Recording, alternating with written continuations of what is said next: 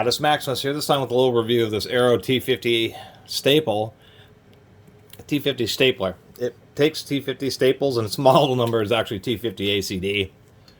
I guess this is their newer generation. All these electric plug-in staplers, I mean, the whole point you use them is if you have to run a bunch of staples, so you don't have to give your hand a workout with mechanical staplers.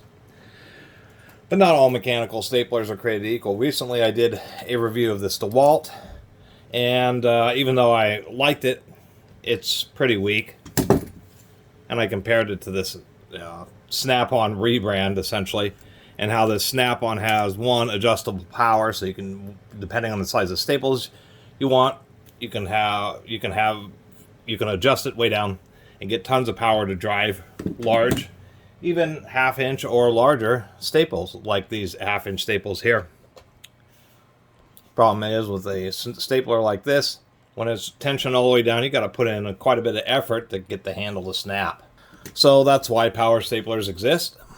However, always they've traditionally been, the cheaper store-bought ones have been 10 amps, some of the better ones have been 12 amps, and really good ones are 15 amps, and they can really drive a staple all the way. I mean, this thing has pretty decent ergonomics, has a master power switch for when you're loading staples. All these staplers have this extra safety, but it won't allow you to bounce staple, meaning you can't just hold the trigger and staple, which is unfortunate. Some of the solenoid based ones, where it's just an electromagnet and a momentary switch, a switch where you click and it just quickly engages and disengages. Solenoid meaning it just has an electromagnet and a metal ram that's connected to the anvil, and so when you pull the trigger, it just temporarily engages the AC power and just turns on electromagnet and slams the anvil down. What's nice about those is they are very reliable, and some models do allow you to man snail, where you can hold and just staple. I'm going to open up this Aero because it's interesting, because it is a motorized electric stapler. And what first threw me off is I was looking at the power and I was like, 0.7 amps, that's not going to do anything. Thinking it was a solenoid based, just a big electromagnetic coil. Instead, this is a hybrid stapler, a true hybrid. It's using an electric motor that is essentially replacing the plunge handle. So electric motor winds up the handle and then it drives a traditional mechanical staple action, which just seemed a bit curious to me. It also makes it, I mean, it does have an old steel lower, so that adds the weight, but the motor, I mean, it's definitely a heavy unit. One thing I was kind of pleasantly surprised about is doing that, they have a pretty strong mechanism in there, which means it will drive short staples. If you're putting in 1/4 inch, 3/8 staples, it'll drive them below the surface. If you're using half-inch staples like I'm using, it still drives them pretty good, and it's surprising.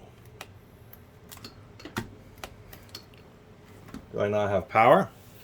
Let's see if I have some power now.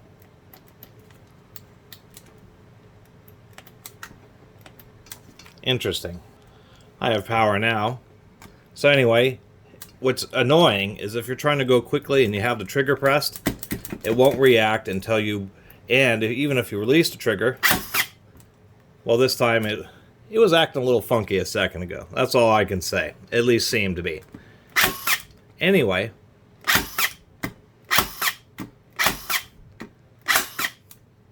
ran out of staples there. But as you can hear, a little motor is winding up the mechanism. Otherwise, what we can see is with these half-inch staples in this pretty dry fur, which is going to be a bit harder, it actually is driving the staples just fine. Anyway, a little more off-camera testing. It turns out that this switch here, you can't, like, if you're at a slight angle like that, you don't actually end up depressing the switch far enough for it to engage. You really got to try to be pretty flat when you run this. Anyway, figured we'd take a quick look inside. So all the screws are identical, except for they are not Plast-Tights, and I mentioned that before. They are plastic screws, but there's a particular type of screw called Plast-Tight. If you look at my Ryobi oscillating detail sander review,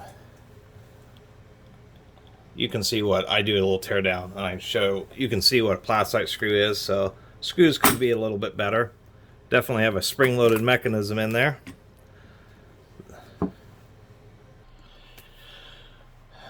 And you can see why I'm so surprised, because the solenoid system just has a real basic circuit where you pull the trigger and it just impulses the AC current, and there's just an electromagnet here.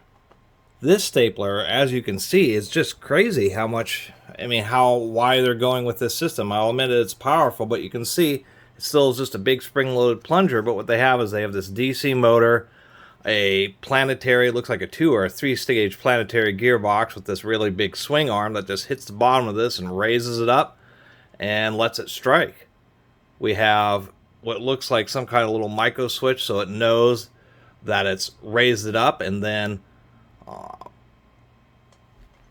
tells the controller essentially that it's ready to drop, and then stops the motor from turning, and it just slams it back down or makes it turn just one kind of rotation. It's just a dumb DC motor, so I don't know exactly how they're achieving that. Maybe they're timing it, but we see we have this, big electric circuit with all this filtering, and we have power transistors in there, and then the sensors for that. We can see a little wire that goes under there, which is for the safety switch.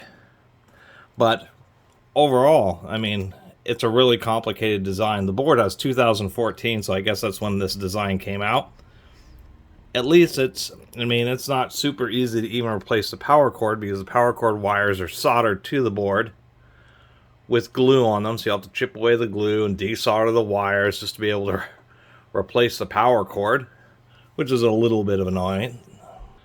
And then, of course, the second thing is obvious complexity. We have a micro switch there, we have a switch there, we have all this complicated electronics, we have a motor and its gearbox, and it just seems a little bit funky that they figured that this system is more viable than what they've traditionally been using. And it'll be fun trying to get it back together, because we have all these alignment posts here, one for the switch, and all that's got a line here. That's the one for the switch. We have that one there, this one there, so you got to kind of fidget with it to get it all together.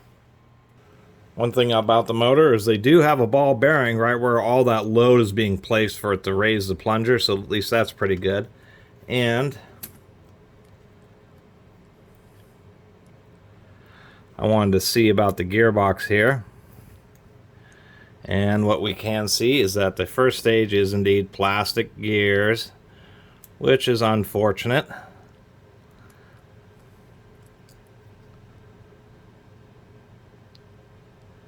And the second stage is fortunately metal gears.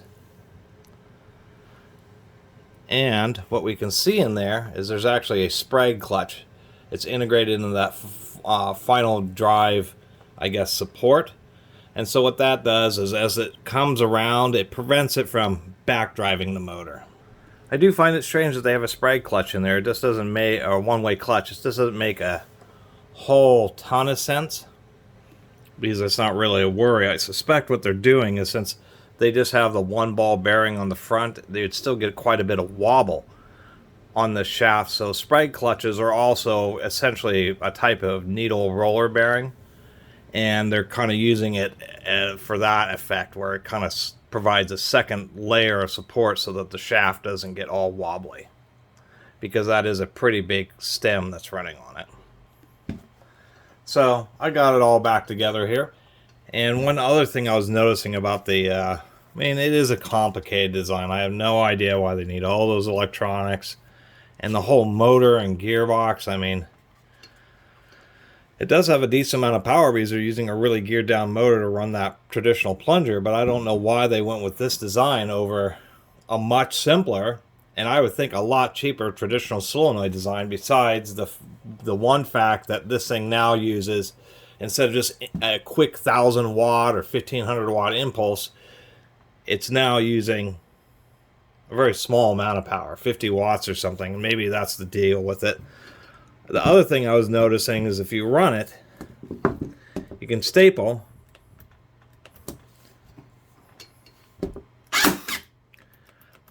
but it won't work until you lift off and then reset the safety. So you can't like staple, and if you like staple and then slide, and then you won't be able to staple again until you staple, release,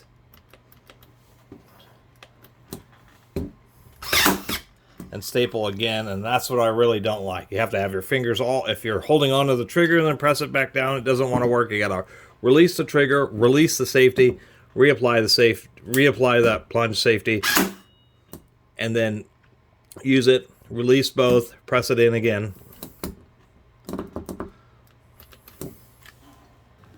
It also likes to have a solid plug. My plug I have plugged in is actually, turns out it's just about worn out to nothing and barely holds onto the cord. So anyway, interesting stapler design, kind of heavy. Don't like its overuse on the safety mechanisms. I understand it does make it safer and very, very unlikely for you to accidentally, virtually impossible to accidentally shoot a staple without it being against the surface. But it slows down its operation. This is not something that if you're a carpenter putting up vapor barrier, roofer putting up felt, that type of stuff where you need to run a bunch of staples quickly, this isn't going to work for you. One, the whole motor mechanism is going to wear out pretty fast. And two, it's just too slow to operate to have to go, boom. Which is fast enough for most homeowners, but, somebody who's professional just wants to go bam, bam, bam, bam, bam, bam, and just really hammer it out. It is pretty weighty. I wish they would have used better screws. I have this, it will take some normal bumps, some normal drops, but if this, once again, falls off a roof, falls off from pretty high up on a ladder, maybe you're putting up Christmas lights, that type of stuff, hits concrete, there was no marking on what kind of plastic they're using. I don't think it's nylon. And the way these screws are, I'm a little worried about them holding up. So a little worried about its durability. Other than that, I guess it's an okay stapler. And I suppose that the mass does help prevent it from giving, jolts into your hands. So you can certainly use it for a long time, being all rubberized trigger. And I will also say that the nice broad handle, the ergonomics at least, are pretty good. And all the important stuff that's running the staples, the rack, the whole internal mechanism, everything supporting the anvil is all steel. So at least that's a good point too. Anyway, really appreciate everybody who's been watching and subscribing. And if you haven't subscribed, please do. Till next time, Catus Maximus out.